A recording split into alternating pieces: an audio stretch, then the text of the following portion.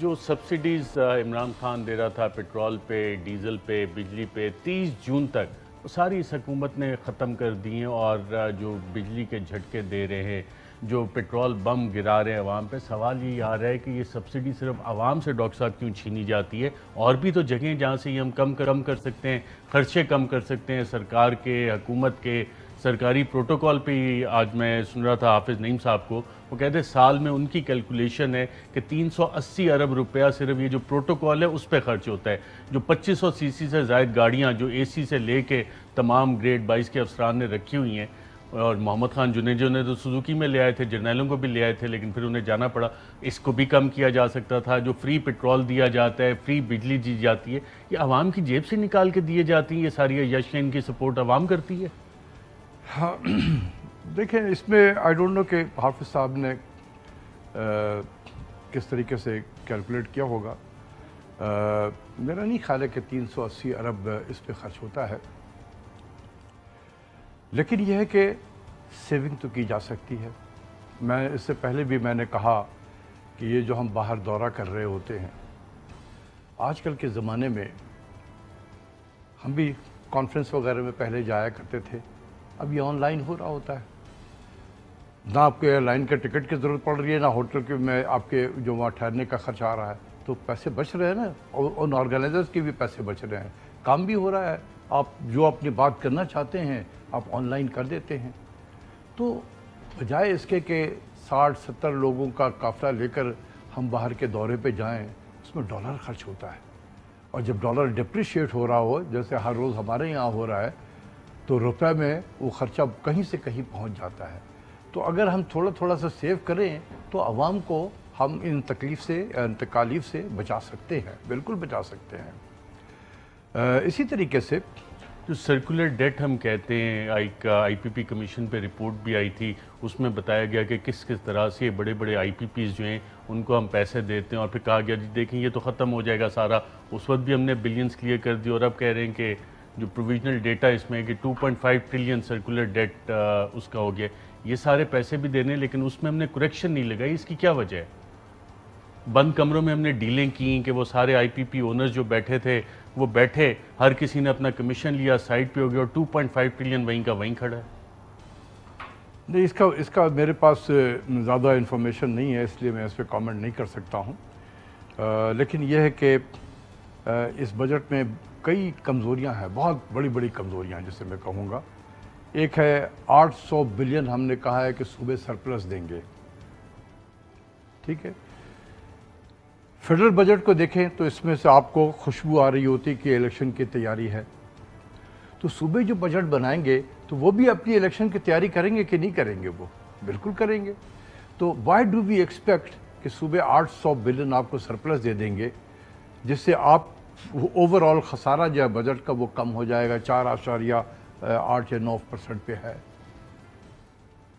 اب جب 30 جون ختم ہوگا نا، جب نیا مالی سال آئے گا، یہ جو بجٹ مفتاح اسماعیل صاحب نے پارلیمنٹ میں پیش کیا ہے 10 جون کو، یہ budget this budget will not see the light of the new fiscal year. وہ کیسے؟ یہ سب بدل جائیں گے۔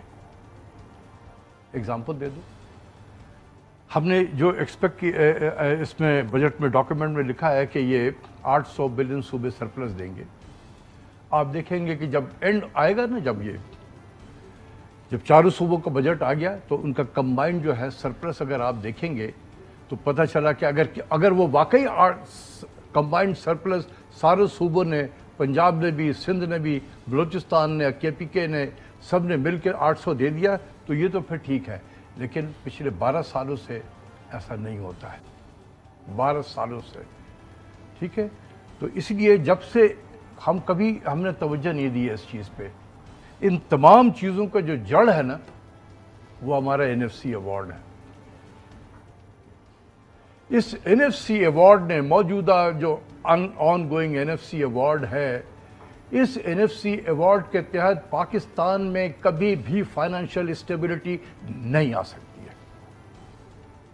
اس میں مینوفیکچرنگ ڈیفیکٹس ہے، اور اس کو جب تک اس ڈیفیکٹس کو ہم دور نہیں کریں گے پاکستان ہمیشہ فائنینشیل کرائسس میں رہے گا۔ تو یہ پارلیمنٹ نے کہا تھا NFC ایوارڈ ڈیسائیڈ کیا ہوا ہے، اور کہ صوبوں کا جو شیئر ہے وہ انہیں ملے گا، تو اس میں ایشو کہاں پہ آتا ہے؟ دیکھیں نا، ایشو یہ آتا ہے، اس میں ایشو یہ ہے کہ جو سبجیکٹ فیڈرل گورنمنٹ کے پاس ہے، جس میں انٹرسٹ پیمنٹ سب سے بڑا آئٹم ہے، یہ ڈیفنس بجٹ سے تقریباً 3 گنا ہو گیا ہے، تقریباً 3 گنا، 2.5 گنا تو ہے یہ انٹرسٹ پیمنٹس، صرف انٹرسٹ پیمنٹ، اور جو کہ ڈی ویلیویشن کے ساتھ اس پہ فرق بڑھتا چلا جاتا ہے، بڑھتا جاتا ہے، صرف ڈی ویلیویشن سے نہیں بڑھتا ہے یہ جو اسٹیٹ بینک اپنا ڈسکاؤنٹ ریٹ بڑھاتا ہے، اگر وہ 1% بڑھا دے ڈسکاؤنٹ ریٹ، ابھی 13.75 ہے نا، 14.75 کر دے، یہ تقریباً 250 بلین ہمارا انٹرسٹ پیمنٹ بڑھ جائے گا۔ آپ ریونیو کہاں سے اکٹھا کریں گے ایڈیشنل 250 بلین؟ کوئی حکومت کر سکتی ہے 250 بلین ایڈیشنل ٹیکس میجر لے کر ریونیو اکٹھا کرنا، لیکن اخراجات 1 سیکنڈ میں بڑھ جائیں گے۔ اسی لیے ہم نے اسٹیٹ بینک کو آزاد کیا ہے کہ وہ چاہے تو حکومت وقت کے بجٹ کو برباد کر سکتا ہے۔ تو یہ جو انٹرسٹ پیمنٹ ہے، اگر آپ 1% کم کریں گے تو سال میں آپ کو 250 بلین کی بچت ہو جاتی ہے، یار یہیں سے بچت کر لو۔ یہ انٹرسٹ ریٹ ہم کیوں بڑھاتے ہیں؟ دیکھیں، جب بھی کوئی حکومت یا سینٹرل بینک کوئی پالیسی لیتی ہے تو اس کا کوئی نہ کوئی مقصد تو ہوتا ہے نا۔ اسٹیٹ بینک انٹرسٹ ریٹ کو کیوں بڑھاتا ہے؟ سپوزڈلی جو کتابوں میں لکھا ہوا ہے، ٹیکسٹ بک میں، اکنامکس میں، کہ ہم انفلیشن کو کنٹرول کرنے کے لیے کرتے ہیں۔ ظالمو، پاکستان کے انفلیشن کو اینالائز تو کرو۔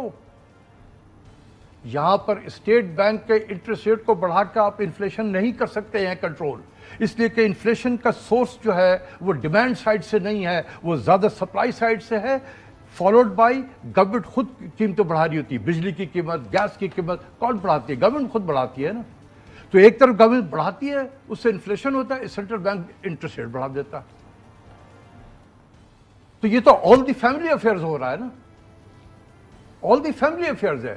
ایک اس حکومت کا ایک جو اسٹیک ہولڈرز ہے وہ بجلی اور گیس کی قیمت بڑھا رہا ہوتا ہے، جس کی وجہ سے انفلیشن ہوتا ہے، دوسرا اسٹیک ہولڈر انٹرسٹ ریٹ بڑھا دیتا ہے اس کے اثرات کو کم کرنے کے لیے۔ لیکن وہ بھول گئے کہ جب 1% انٹرسٹ ریٹ کو اسٹیٹ بینک بڑھاتا ہے تو 1.3% ہمارا کنزیومر پرائس بیسڈ انڈیکس جو ہے انفلیشن، وہ بڑھ جاتا ہے۔ انفلیشن بڑھتا ہے، انٹرسٹ ریٹ کو بڑھانے سے کم نہیں ہوتا ہے۔ یہ سبوں کو پتا ہے، لیکن سب نے آنکھ پہ پٹی باندھی ہوئی ہے، اس ملک کو برباد کر رہے ہیں۔ پتہ تو سب کو ہے اور سب کو مزید چلتا جا رہا ہے، لیکن فی الحال سب نے پٹی باندھی ہوئی ہے۔ جو چہروں پہ نقاب ہیں وہ آہستہ آہستہ کھینچے جا رہے ہیں، اور جو حالات پاکستان میں بن رہے ہیں، جو بند کمروں میں بیٹھ کے فیصلے کیے جاتے ہیں، جو پارلیمان میں نہیں ہوتے۔ خورشید شاہ نے کل جو پارلیمنٹ میں کہا کہ جو حالت تھی وہ کیا حالت تھی، وہ بھی آپ کو بتائیں گے کہ پارلیمان آپ کی بے وقت ہو چکی ہے، یہ بھی سوال ہے۔ اور پھر فیصلے ہو کہاں رہے ہیں جب بجٹ میں بقول ڈاکٹر اشفاق حسن کے پروویژنل ڈیٹا ہے جس کو وہ ڈمی بجٹ کہہ رہے ہیں، تو پھر پاکستان کا مستقبل کیا؟ اس پہ بات کرتے ہیں ایک وقفے کے بعد۔